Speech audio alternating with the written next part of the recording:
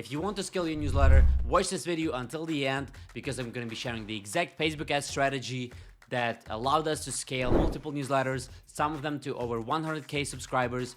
So I'm going to be showing you step by step a perfect Facebook ad strategy to get more newsletter signups for as low as possible, and also get quality signups that actually get to where you want to be. So without further ado, let's dive right into this video, and let me share my screen here. So we want to start with the goal. So you want to start with figuring out the goal of your newsletter, especially how it's going to be monetized, and what are the best subscribers for your monetization methods. You want to make sure it has a scale, ideally, because Facebook ads are great for anything that can be scaled. If you have a newsletter that is very tiny in terms of audience size, Facebook ads might not be the best place for you, and you might not even want to do that. You might just want to do organic content and really go on the platforms or forums or events, organize events, and try to collect subscribers that way, if you have only like 1,000 of people that you can get in your newsletter. So in some cases, in a lot of cases actually, Facebook ads don't make sense for newsletters, but in a lot of other cases, Facebook ads do make sense. So you have to kind of think through that. Do you have like a million possible subscribers you can acquire from Facebook ads? And if yes, you might want to give it a shot. If not, if it's less than that, you might still want to give it a shot, see how it goes.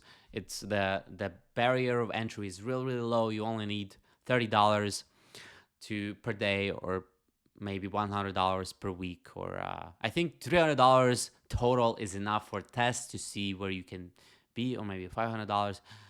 300 to 500, I think, is a good amount of money you need to just kind of see where it's going to be, what kind of subscribers you can get, what cost. And yeah, but you want to start with the goal. What's the goal? You want to start with the end and go from there. So the next thing we're going to cover is the dangerous part about Facebook ads and newsletter. I guess Facebook ads for newsletters specifically. So because Facebook ad algorithm, typically, in a lot of cases, you would want to optimize for the subscribe, lead, whatever, sign up event. And algorithm will be optimizing for that event. They don't know what, it doesn't know the quality of subscribers you're going to get, right? Because the algorithm knows, hey, my goal is to get as many subscribers for as low as possible. So there it is. That's what it does, right? It goes out, searches for the people that more likely to sign up for as low cost as possible. So that's, in a lot of cases, that's a problem. And here are two solutions to solve this problem. So the solution number one is very tricky. You could test optimizing for purchases. Let's say if you have a newsletter primarily monetizing through subscriptions. So you could do that, but then you'd need a lot of events. And if you're just starting out, this is definitely not a viable option, unless, like, in most cases, it's not going to be a viable option. So you want to just like test it and see how it works. If you have already a lot of purchase events and you have enough budget, at least 2x of the CPA you're allowed to you want to spend per day, at least that budget per ad set or the campaign level, depending what kind of campaign you're running. So you can test this. And by the way, if you want to set up your purchase tracking event, check out, there's another video I recorded recently. So check out just recent videos. You can search, purchase optimization, Facebook ads for Beehive newsletter. Now, if you care about openers and clickers, you can do that. You can try optimizing for those as well. I think somebody recorded a video how to set it up on YouTube. If not, I'll do that. But that's not always the most optimal way. Why? Because in a lot of cases, still optimizing for the subscriber event could be more beneficial in terms of cost, because you could, use Sparkloop or Beehive Boost to optimize to like get some payback on the way in and do all sorts of different things. Might not, optimizing for these things might not be the most optimal way. Although I would recommend you to try it once you get enough data. So starting out is going to be tricky, most likely. Solution number 2 is that's what we do anyways, actually. Solution number 2 is to segment ads by the creative message audience combination into separate campaigns. So you have one campaign, you do, okay, this creative type, this audience, and this message or outcome, right? Or benefit or whatever there is, outcome. And, for this, you want to have a solid strategy. And that's what we're going to be covering today in today's video, so that you can get the most out of your ads budget going into the next year, this year, and maximize your goal. So before creating a strategy, you need to do research. You can do competitor research. You can do market research. You can do you can audit your account again, or if you're taking on a new account, that's what we do. We audit the account. You can do the check all previous issues, newsletter issues. That's useful too. You can do organic posts, groups, comments under ads, everywhere and anywhere where your ideal customer can interact or leave some sort of information about them, what they want, what they think they want, what potential problems they have.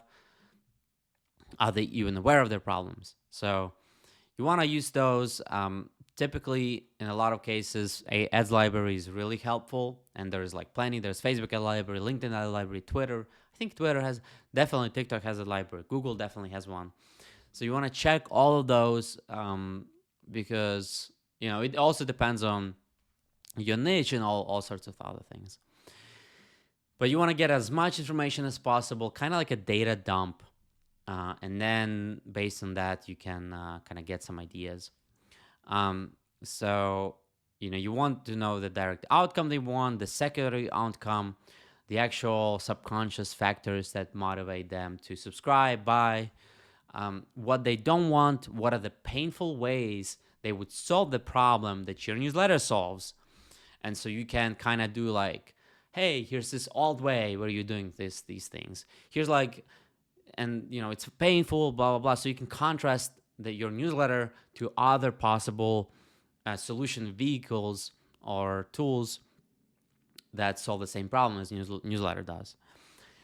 And obviously yours going to be easier or whatever, better, faster, less time, more convenient, just different. Newsletter in a way is very different. You can have very similar business model. It could be a mobile app or I don't know, a Discord group.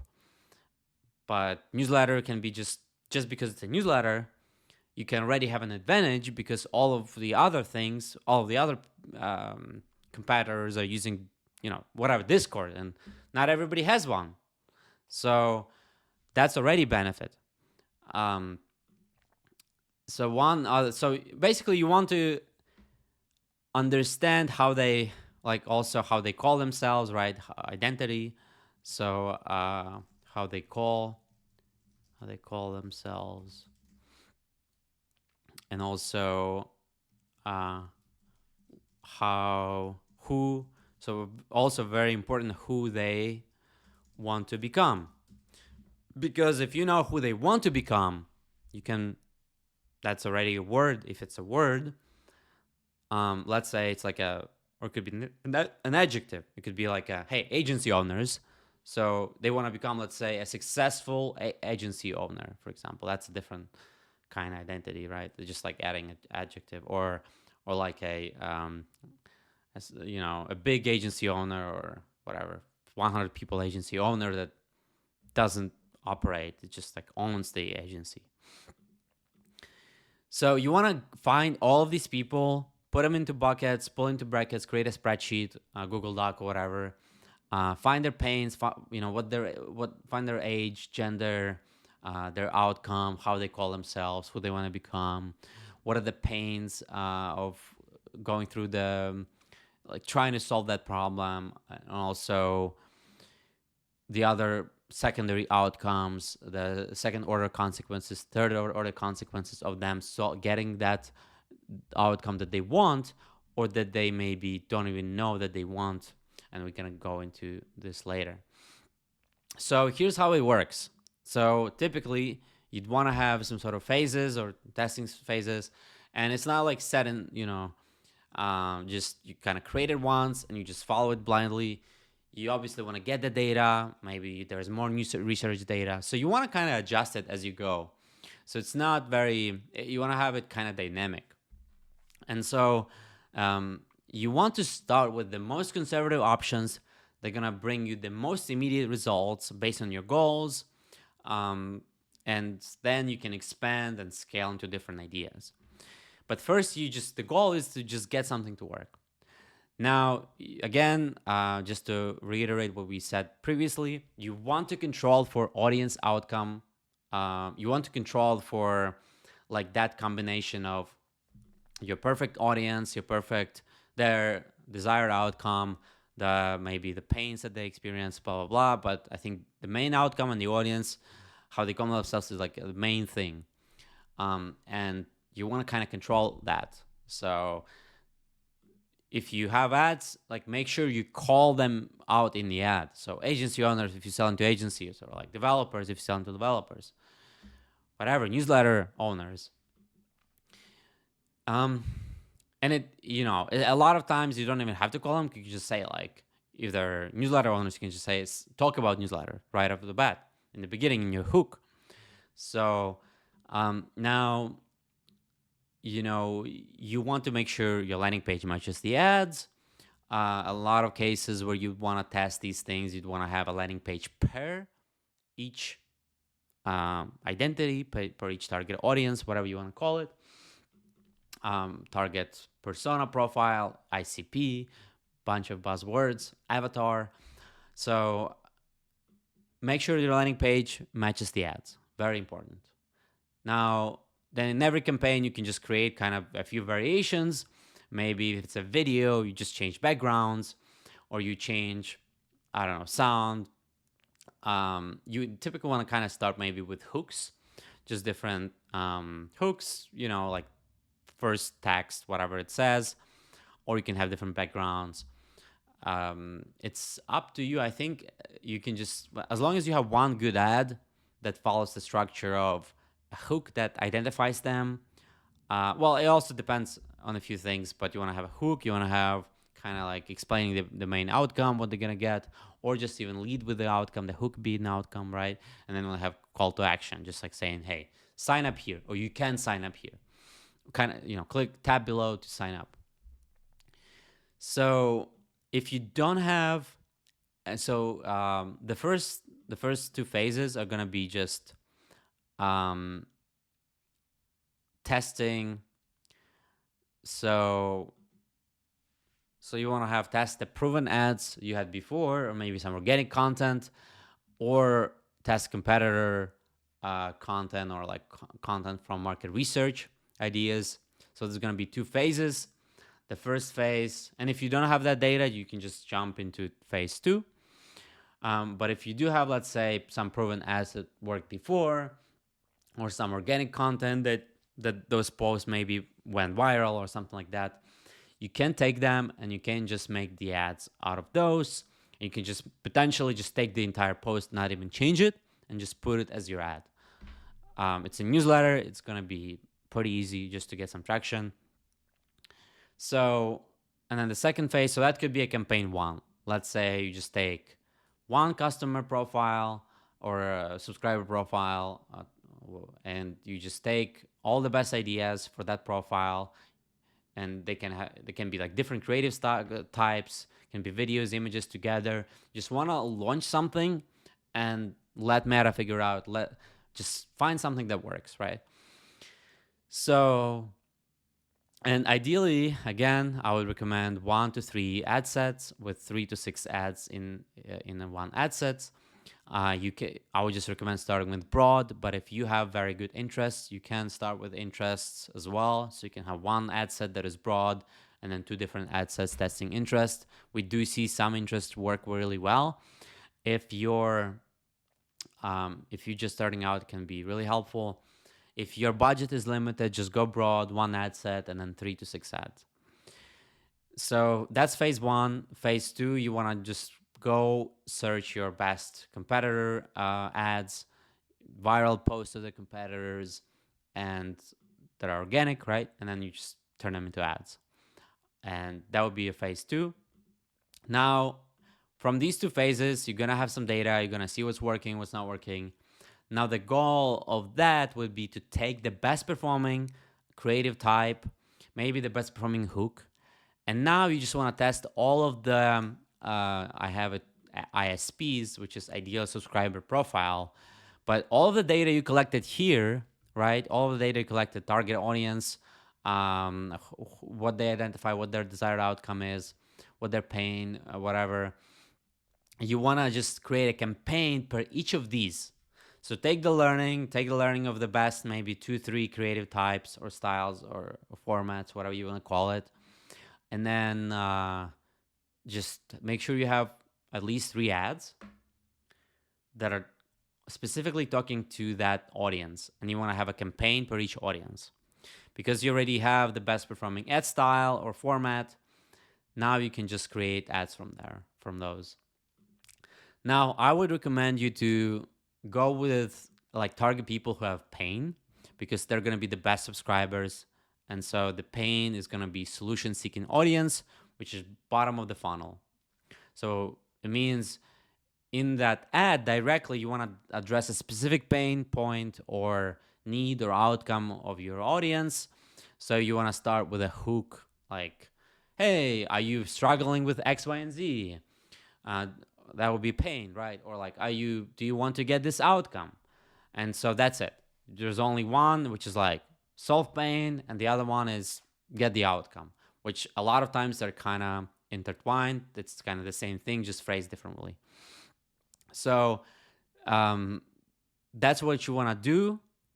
Just one campaign per kind of the target audience ID or target audience combination, whatever. Now, once you do this, it might be 3 campaigns. It might be like this whole stage might take you a month, might take you 2 months, might take you a week. Well, you can just kind of jump right in here, right? So once you do that, you'd want to go to the next thing, and now you found, you identified your top performing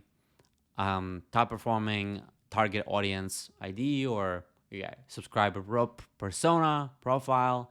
You know what's the best outcome, what the identity of the target audience is, their pains, all these things. Now, once you know which one works the best, which outcome they want or which problem they want to solve, now you can take that and you can create new campaigns. So the next stage would be testing the awareness stages, and this is where you can scale. Because typically, if you're just starting out with people that are just want to solve their problems, the ads might be expensive, the subscribers might be expensive, but it might get you the best subscriber quality that you're gonna get.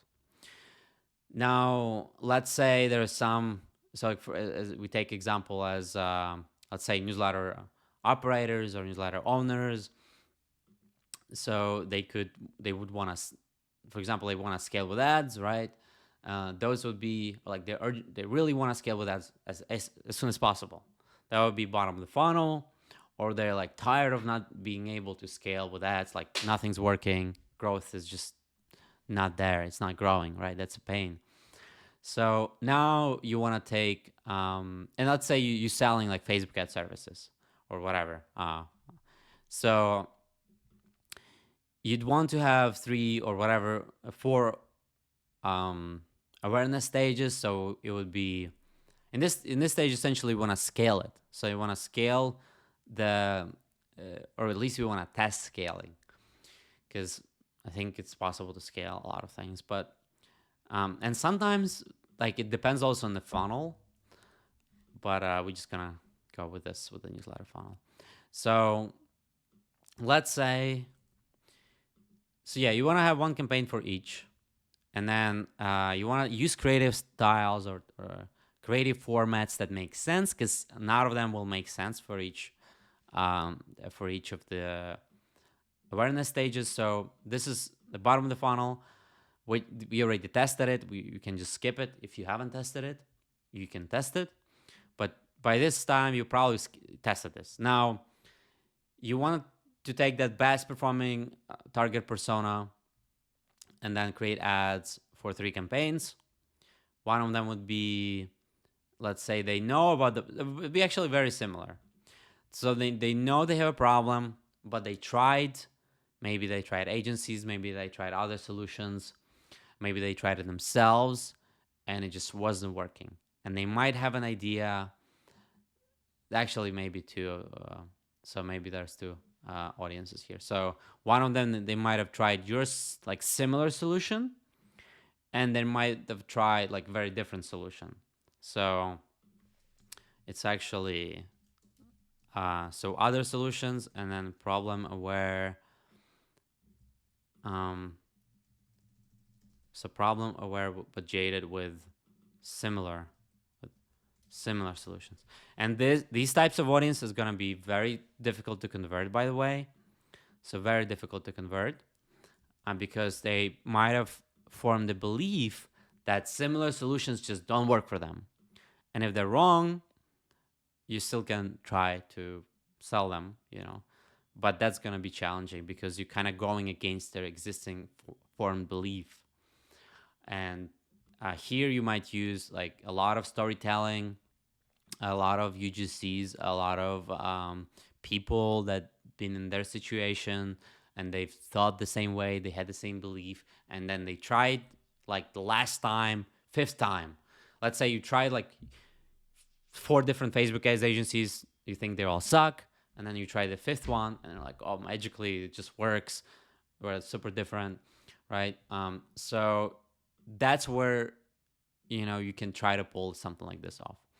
Now, let's say you're a newsletter owner and you haven't tried Facebook ads, you tried other solutions, or maybe you're trying other solutions, right? So problem aware but jaded with other solutions. So problem aware but maybe like using jaded with other solutions, or but trying or using jaded. So actually just jaded, right? So jaded is going to be easy because they know why the solutions suck. They haven't discovered your solution, and you can just do us versus them, new way versus old way. You just see is comparing different products, and then reviews, like top product reviews, or like top ways to grow your newsletter kind of ads, right? Something like that. Now you could, like, the tricky part is there's a lot of things you can try, but I would just start with like something very easy in terms of creative format, or maybe we have some data what kind of creative is already working, so we can start with those. Just like change them in a different way, right? Now, so they know about the problem, but unaware why other solutions fail, or like why other solutions suck. Okay, that's a different type of audience, right? So here they know that why the other solutions suck. I think this is very similar. Honestly, 4.2, these are pretty similar.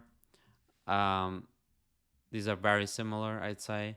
And to make them, the only thing different is you just kind of want to keep the same creative. And you can maybe like put the hook why these solutions suck, blah blah blah. And so when you're running newsletter ads, and a lot of times it might not be too relevant actually, So in a lot of cases, actually, it would be just problem unaware and looking for a solution type of audience. So yeah, but yeah, so the other one is problem aware, right? The last one. So this one is kind of tricky, right? You want to use a lot of storytelling, a lot of like 3 reasons why, 3 reasons you need to try, blah blah blah type of ads. And so yeah, you have to kind of contrast. You have to make them aware of the problem. That's the first goal, right? And then you have to introduce other solutions, or you have to introduce your solution. I think you'd have to introduce your solution and maybe disqualify other solutions. Yeah, I think it's better to just have other solutions, because they would still search probably internet. They would like not trust the ad. Not a lot of them will trust the ad. They will try to find the best solution themselves. So videos don't look like ads. So yeah, videos that don't look like ads are great here. Really good. Long form videos are good. So long form, even if it's like 30 minutes, it's still good. Can be good, right? And then yeah, that's pretty much it. So in this stage, you want to find out, or you want to scale or test all these things. Which awareness stage work best for your ideal subscriber profile? And if you have 2, you can do these for all of those profiles, for 2 profiles, right? Now the next stage is going to be just ongoing optimization. So what's here is you would be scaling. You would be just essentially testing. You found the best awareness stage. You found the best ideal profile, ideal subscriber profile, the outcome they want, the pains they have, all these things. You've tied your landing page to those. Actually, you have to kind of tie your landing page to each of these. Now, the next thing you would do is, and also, by the way, here, it depends on your newsletter, but you want to include this in your welcome flow. So ideally, right, if you see it, once you see it's working, you want to increase put a lot of information, especially if you're selling something. So now the other one is ongoing optimization and scaling of existing best ideally subscriber profiles. So here we just want to keep the performance stable, continue lowering cost per action, cost per subscriber, right? Or cost per purchase, whatever that is. And then scale even further. So once you crack this unaware audience, you can scale pretty nicely. And also depends on your existing audience and all those things. But you can unlock a lot of scale here. So in the last phase, you'd want to test. So you have probably some campaigns working. And so here's what, basically I have to delete this, but here's what your strategy could look like. And you can freestyle at this point. You can come up with some other ideas, but there are a few important things. The first thing is you can still create new variations of your best performing campaigns with new hooks, angles, video, image variations, design variations, sound variations, all these things. So continue improving your existing ads. And if you have static ads, you want to write copy, test different sizes of copy, different openings in the ad copy, different headlines, different call to actions, and also continue optimizing your landing page. And that's probably 50% of this. And then you also want to continue testing new ad formats. So maybe like you can look at different industries, you can look at your competitors. I would just check out your competitors every quarter. There's no shame of inspiring as long as it's going to drive your results. That's my take. And yeah, I think newsletter space is pretty friendly overall. So that's pretty much it. This is the entire strategy you need to scale your newsletter to over 100K subscribers. I mean, obviously it depends on the audience. not always want to scale to that level, right? And you not always can. But this strategy is pretty good. It's been tested and proven on over $20 million of ad spend on Facebook ads. And so, yeah, if you have any questions, leave comment below under the video, right in the comment section. I'll get back to your comments. And if you want us to take care of your newsletter growth with Facebook ads, you can find the link in the description of the video. Book a call or just send us an email. We don't have to even talk. We can get started without it. And we can start growing a newsletter essentially. So one other thing, if you enjoyed this video and found it valuable, please leave a like. And if you haven't, subscribe to the channel and stay tuned for the next video. Have a good one.